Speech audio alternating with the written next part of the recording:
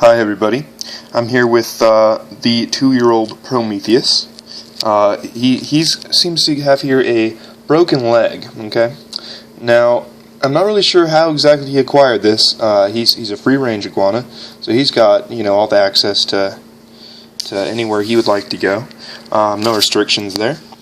However, in his little, housely travels, he has seemed to have acquired himself a nice little busted leg here, right between the first and second joints between the hip bone and the kneecap, I guess you could say.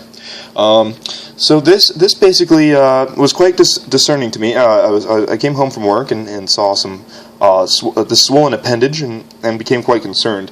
The internet didn't really offer too many forms of proper diagnosis here. They just all said go to the vet, go to the vet, go to the vet. Well, I love the little guy, but there really aren't too many vets nearby, and the ones that do specialize in the reptilians are quite expensive, and I just simply do not have the means in which to acquire their assistance.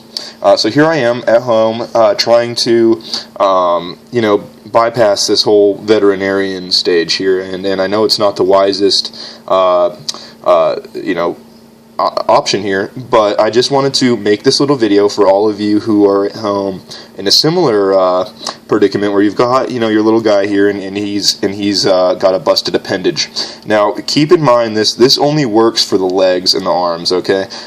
Maybe even the tail, but this is something that would not work at all with, let's say, the spine or like the neck.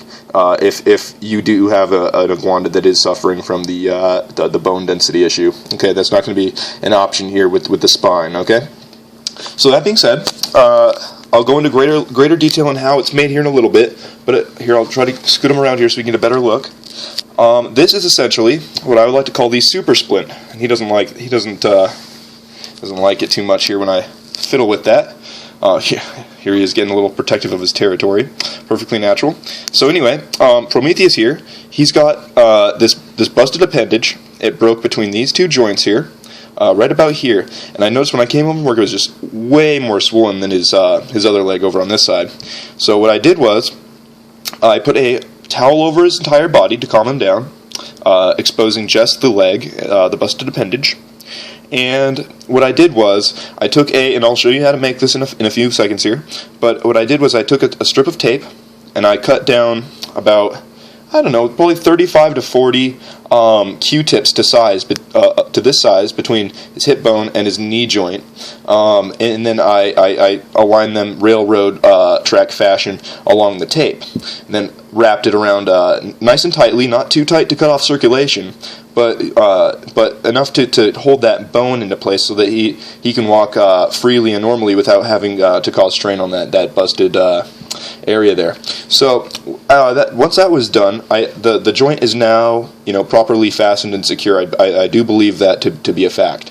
But then remains the issue of the limp leg here that's just kind of like wobbling around. So to fix that, what I did was I took 2 bobby pins. And I put one, now you can't really see from this angle, but on the bottom there's a bobby pin just like this, fixed to the bottom side of his leg, okay? And what these 2 bobby pins are essentially doing here, I bent them out at a 90-degree angle, and that's just essentially to keep his leg from like moving around in like awkward ways.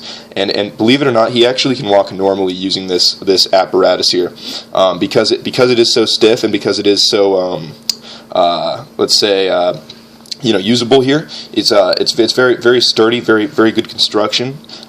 He can walk normally. He just, instead of operating this knee joint, he's operating the leg from the hip joint and just kind of moving the entire leg as a unit. This I find is much better for him than it was, whereas he was just kind of bumming around with his limp leg there, getting it twisted and mangled around as he climbed around. So this is a much better option. He still has the broken leg, however, he's able to still climb normally and walk around the house freely. No problems with defecation. I know that's a common problem in these broken appendages. Is eventually they stop going potty. But he's doing good. I think he's going every single day still, and he hasn't lost any of his appetite or any of his his will to run around and be a fun little lizard. So that's kind of cool. It hasn't really deterred him in any sense. But I just wanted to show you this splint here, and I'll show you how we make it.